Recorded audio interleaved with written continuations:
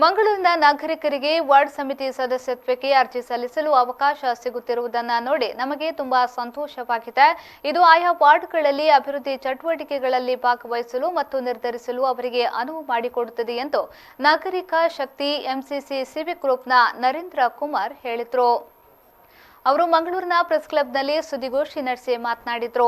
ಮಂಗಳೂರು ನಗರ ಆಯುಕ್ತರು ಸಕ್ರಿಯ ಆಸಕ್ತಿ ವಹಿಸಿ ಗರಿಷ್ಠ ನಾಗರಿಕರ ಪಾಲ್ಗೊಳ್ಳುವಿಕೆ ಕ್ರಮಗಳನ್ನು ತೆಗೆದುಕೊಳ್ಳುತ್ತಿರುವುದನ್ನು ನೋಡಿ ನಾವು ಸಂತೋಷ ಪಡುತ್ತೇವೆ. ನಾಮನಿರ್ದೇಶನ ಪ್ರಕ್ರಿಯೆಯನ್ನು ಪಾರದರ್ಶಕವಾಗಿ ಅನುಸರಿಸುತ್ತಾರೆ. ಸಿವಿಕ್ ನಾಗರಿಕರು ಮತ್ತು ಎಪಿಎಂಸಿ ಸಿವಿಕ್ ಗ್ರೂಪ್ನಂತಹ ವಿವಿಧ ನಾಗರಿಕ ಸಂಸ್ಥೆಗಳು ಸಹ ಕಳೆದ 2 ವಾರಗಳಿಂದ ಅವಕಾಶದಿಂದ ಉತ್ಸುಕರಾಗಿದ್ದಾರೆ. ನಾಗರಿಕರು ಭಾಗವಹಿಸುವಿಕೆಯಲ್ಲಿ ಕಾರ್ಪೊರೇಟರ್ ಹಸ್ತಕ್ಷೇಪದ ಬಗ್ಗೆ ನಮ್ಮ ಕಳವಳಗಳನ್ನು ಹಂಚಿಕೊಳ್ಳಲು ನಾವು ಮೇಯರ್ ಅವರನ್ನ ಭೇಟಿಯಾಗುತ್ತೇವೆ. ವಾರ್ಡ್ ಸಮಿತಿಗಳ ನಾಮನಿರ್ದೇಶನ ಮತ್ತು ಮಾಸಿಕ ಸಭೆಗಳಲ್ಲಿ ಪಾರದರ್ಶಕತೆಯನ್ನ ಖಚಿತಪಡಿಸಿಕೊಳ್ಳಲು ಅವರನ್ನು ವಿನಂತಿಸುತ್ತೇವೆ ಎಂದು ಹೇಳಿದರು. ಸುದ್ದಿಗೋಷ್ಠಿಯಲ್ಲಿ ಜರಾಲ್ ಟವರ್ ಮತ್ತಿತರರು ಉಪಸ್ಥಿತರಿದ್ದರು. ವಾರ್ಡ್ ಕಮಿಷನ್ ಮೆಂಬರ್ಶಿಪ್ಗೆ ಅಪ್ಲಿಕೇಶನ್ಸ್ ತಗೊಂಡಿದ್ದಾರೆ.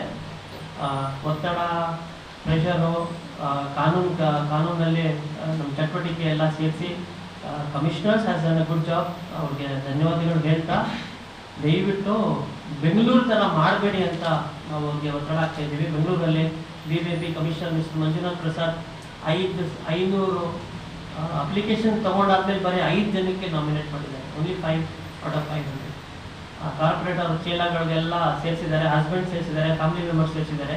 ದಯವಿಟ್ಟು ಅದು ಇಲ್ಲೂ ಆ ಥರ ಮಾಡಬೇಡಿ ಅಂತ ಒತ್ತಡ ಹಾಕೋದಕ್ಕೆ ನಾವು ಇವತ್ತು ಅವ್ರಿಗೆ ಮೆಮೊರಾಂಡಮ್ ಕೊಡ್ತೀವಿ. ಅದು ಇಲ್ಲಿ ಒಂದು 600 ಜನ ಮೆಂಬರ್ಸ್ ಆಗಬೇಕು. ನಮ್ಮ NCC ಗ್ರೂಪ್ನವರು ಒಂದು 50-70 ಅಪ್ಲಿಕೇಶನ್ಸ್ ಕಲೆಕ್ಟ್ ಮಾಡಿದ್ದಾರೆ ಫಿಸಿಕಲಿ. ತುಂಬ ಜನ ಆಟೋಮೆಟಿಕ್ಲಿ ಸಬ್ಮಿಟ್ ಮಾಡಿದ್ದಾರೆ ಅವರ ಜಾಗದಲ್ಲಿ. ಇನ್ನೊಂದಷ್ಟು ಜನ ಮೇಲ್ ಕಳಿಸಿದ್ದಾರೆ. ಸೊ ಒಂದು 200-300 ಅಪ್ಲಿಕೇಶನ್ಸ್ ಬರಬಹುದು ಅಂತ ನಮ್ಮ